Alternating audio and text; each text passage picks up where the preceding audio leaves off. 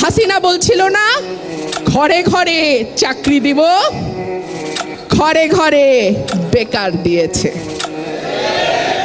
ঘরে ঘরে শুধু বেকারই দেয় নাই, ঘরে ঘরে মামলাও দিয়েছে। বলতে চাই নাই, আসলে হয়েছে কি, ঢেকি স্বর্গে গেলেও ধান ভানে। আমাকে কিন্তু 2-3 দিন আগে ওয়ার্নিং দেওয়া হয়েছে, এটা কিন্তু অরাজনৈতিক বক্তব্যের জায়গা। আমি বলি খাইছে, আমার মাথার চুল থেকে পায়ের নখ পর্যন্ত রাজনীতি। আমি রাজনীতির বাইরে কথা বলবো কেমনে? রাজনীতির বাইরে কথা বলতে পারি না বলে তো প্রেমও করতে পারি নাই।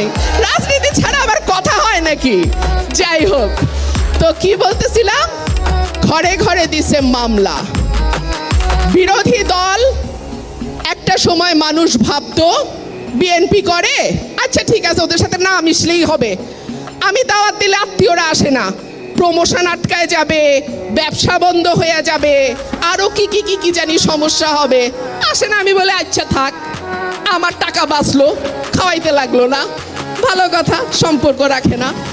একটা সময় ভাবতো বিএনপি করলে মামলা হবে, বিএনপি করলে কারাগারে যেতে হবে, বিএনপি করলে চাকরি হবে না, বিয়া করবে না মানুষ, বিএনপি করলে সম্পর্ক হবে না, বিএনপি করলে অনেক সমস্যা।